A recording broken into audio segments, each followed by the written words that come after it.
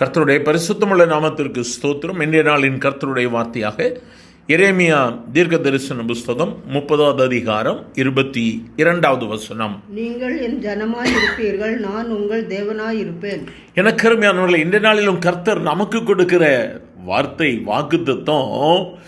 அவர் சொல்லுகிறார் நம்மை பார்த்து, நீங்கள் என் ஜனமாய் இருப்பீர்கள், நான் உங்கள் தேவனாய் இருப்பேன். அப்போது நம்ம அவருடைய ஜனமாக இருக்கணும். நம்ம அவருடைய கரத்தின் கீழாக அடங்கி இருக்க வேண்டும். அவருடைய கரத்தில் நன்மைகளை பெற்றுக்கொள்ளுகிறவர்களாக, அவருடைய மேய்ப்பின் ஆடுகளாக நாம் இருக்கும் பொழுது அவர் நம்முடைய தேவனாக இருப்பார். அவர் நம்மை பலவானுடைய கைக்கு நம்மை நீங்களாக்கி விடுவிக்கிறவர். நம்ம ஆண்டவரை நமக்கு தலைவராக, நம்முடைய தெய்வமாக ஏற்றுக்கொண்டு அவரையே நம்பி இருக்கும் பொழுது அவர் நமக்காக யுத்தம் பண்ணுவார். எனக்கு அருமையான தெய்வ பிள்ளையே, எனக்கு யார் பேசுவா? எனக்காக யார் வாதாடுவார்கள்? என் பிள்ளைகளுக்காக யார் உதவி செய்வார்கள்? பலவிதமான நன்மைகள் நடக்கலையே, சோர்ந்து போனீங்களா? இந்த நாளில் இயேசு சொல்லுகிறார், அவர்கள் என் ஜனமாய் இருப்பார்கள், நீங்கள் என் ஜனமாய் இருப்பீர்கள், நான் உங்கள் தேவனாய் இருப்பேன்.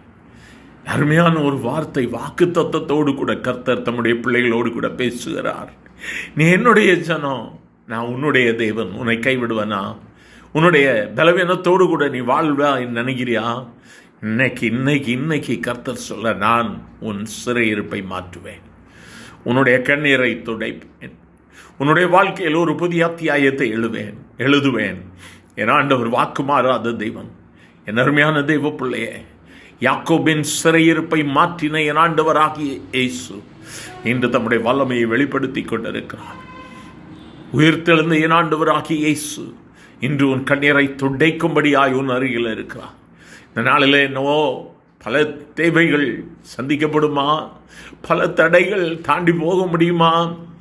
வேலை ஸ்தலம், பிள்ளைகளால் பிரச்சனை, குடும்ப பிரச்சனை, பலத்தில் சோர்ந்து போயிட்டீங்களா? இன்னைக்கு ஆண்டவர் சொல்கிறார், நீங்கள் என் ஜனமாய், நான் உங்கள் தேவன். நீ என்னுடைய பிள்ளை, நான் உன் அப்பா. இவ்வளோதான். அப்பா பிள்ளைக்கு நன்மை செய்யாமல் இருப்பாரா? அவருடைய பாதங்களை பற்றி பிடிக்கலாமா?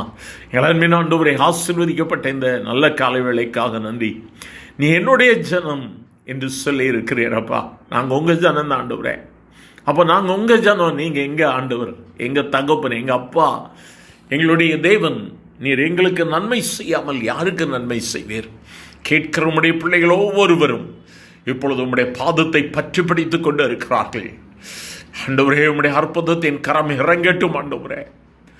Lord my God, do something for me today என்று சொல்லி கதறி கேட்கிற உடைய பிள்ளைகளுக்கு you'll have to do something, Lord. கண்டிப்பாக நீங்கள் அற்புதத்தை செய்யணும் ஆண்டவரே. நீங்கள் அற்புதத்தின் தேவன் என்பதை நிரூபியும் ஆண்டவரே. இதை கண்டு அநேகரும் வரட்டும். ஆசீர்வதியும். இயேசுவின் நாமத்தில் பிதாவே. ஆமேன், ஆமேன்.